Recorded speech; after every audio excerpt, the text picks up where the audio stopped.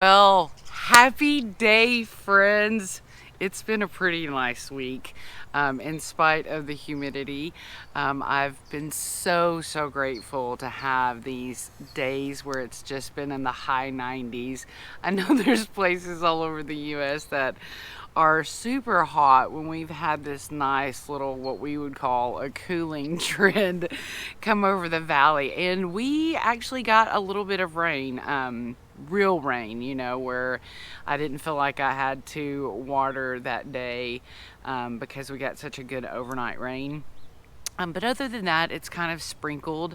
So I was telling Leslie that there's a kind of toss up for me in terms of the monsoon and the rain. Like, I really want it, but I want electricity too, because our monsoon rain a lot of times spells disaster, whether it's flood or electricity or trees. But that's not really what we're here to talk about. We're actually here to talk about what you can plant in August. And I know that this is going to be maybe, I mean, if you're feeling down about where your garden was this summer, this can kind of feel like a joke of a conversation to be having. But I still feel, and not just because I'm optimistic and Molly Sunshine over here, but I still just really feel so optimistic about my garden because of the mindset that I put together back last fall. And I'm going to put that up here because I think it was a good video. Because in that video, I really talked about readjusting how we look at our seasons and our opportunities to plant here in Arizona. And that's what August is all about, is a big opportunity. It's an opportunity to get a second chance at almost everything that we planted in the spring and we harvested in the summer, about July-ish, or June, sorry. It's a chance to get another chance at those things with the hopes of bringing in the bulk of the harvest on them by the end of December.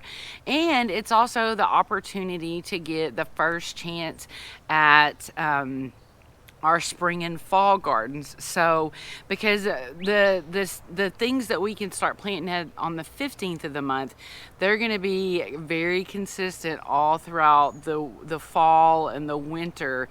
So what this lets us do is begin kind of what's that called, where you succession plant. So it's like every week maybe plant some broccoli, if that's your thing, if you like broccoli, or every week plant some cabbage, so that every week as we get into those months, you're gonna have stuff either coming to harvest or ready to plant. So let's talk about what you can plant this month in August. So and another thing is there's opportunities and there's last chances, but last chances are good too.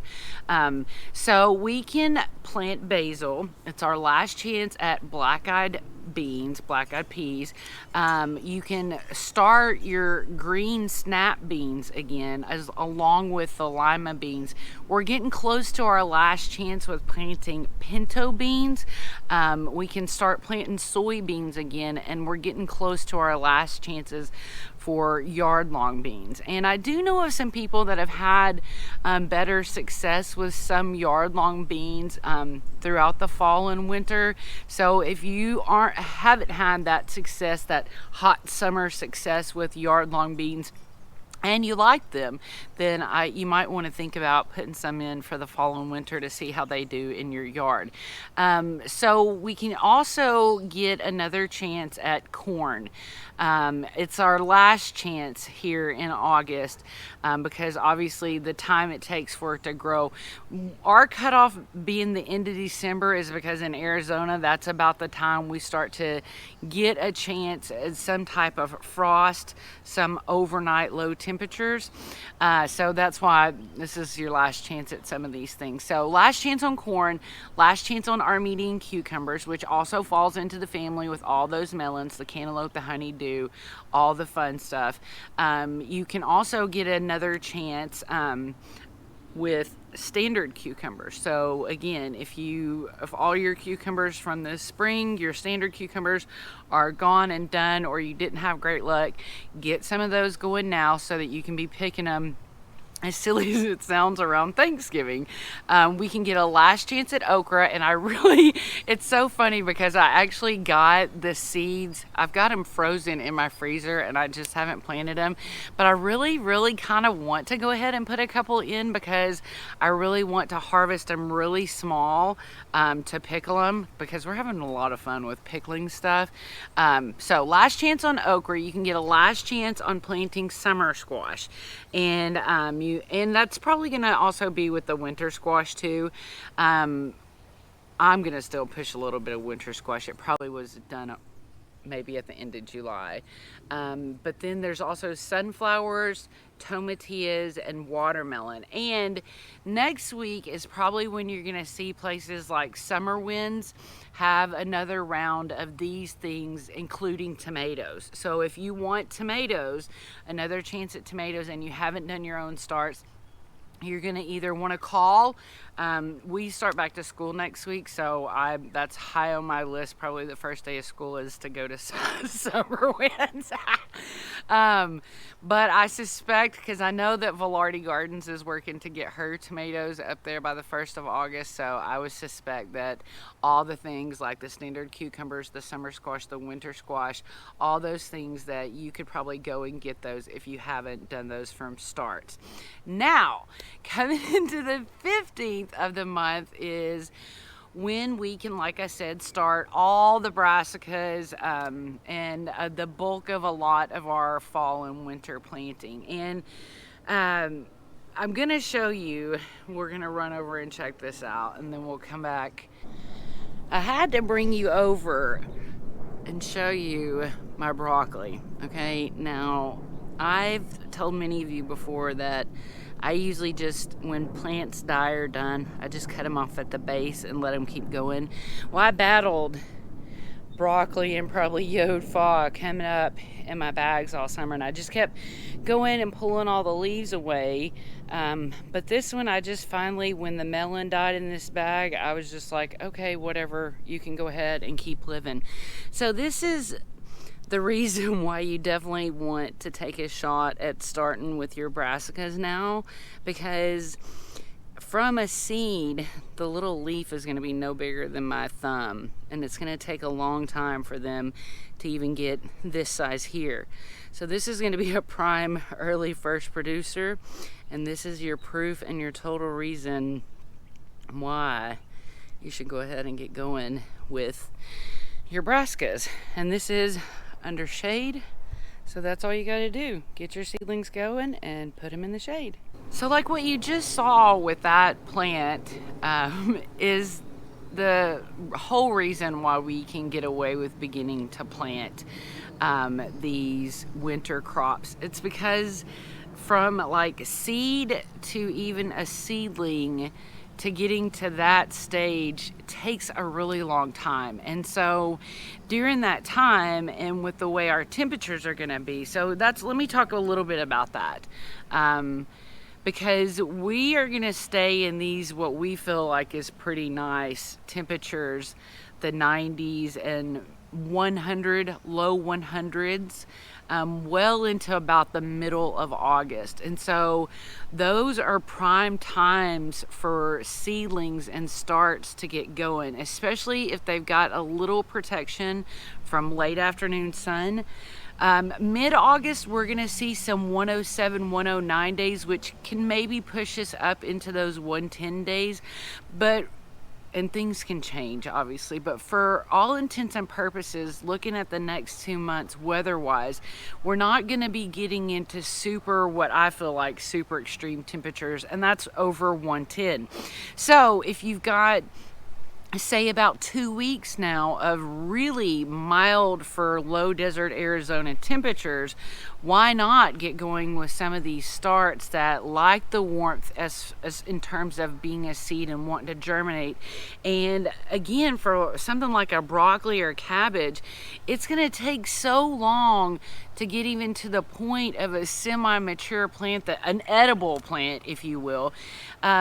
that you can go ahead and do it, because in your mind you might be thinking, oh, it's going to be hot, it's just going to bolt.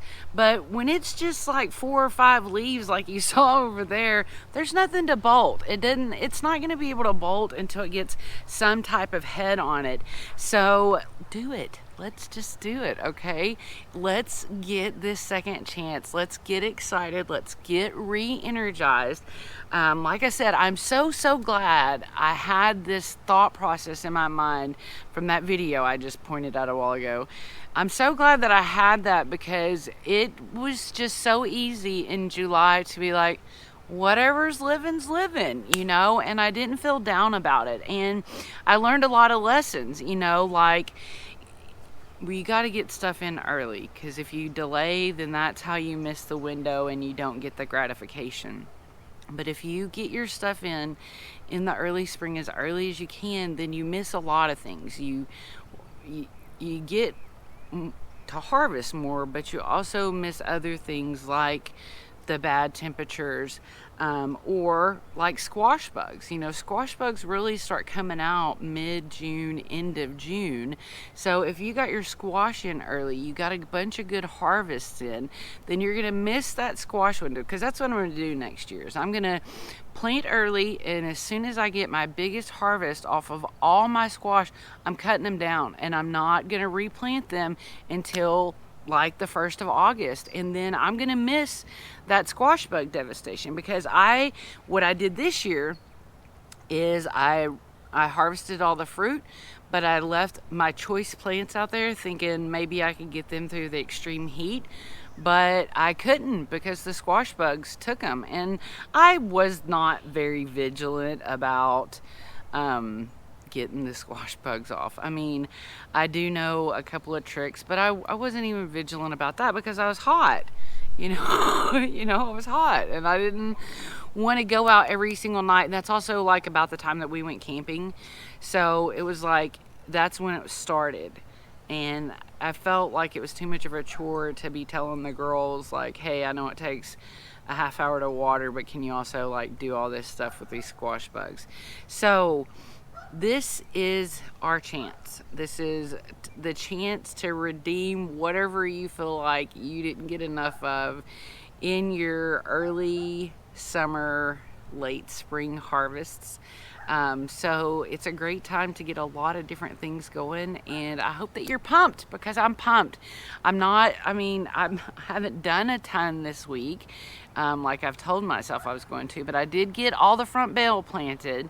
I got that filled up, and I'm gonna slowly go through these little beds behind me and get them filled up with bunches of stuff. Beans, I don't care. I'm just gonna overplant everything and see what comes up and trim it back as I go, you know, because I'm gonna take full advantage of this second chance of getting another round of good food. And that's what we do, is we just keep pushing and we keep going and we keep moving forward. And when we've got an opportunity, we seize it and we go after it.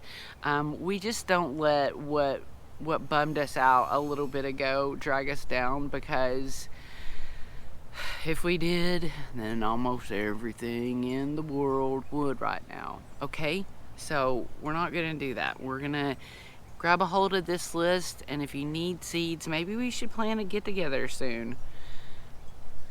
I don't know, you guys tell me in the comments, or tell me over on Facebook if you think we should do a get together soon, but maybe we need to get some plants going. But ultimately, I hope that you have the best day ever. I hope that you're pumped. And I hope you get to planting.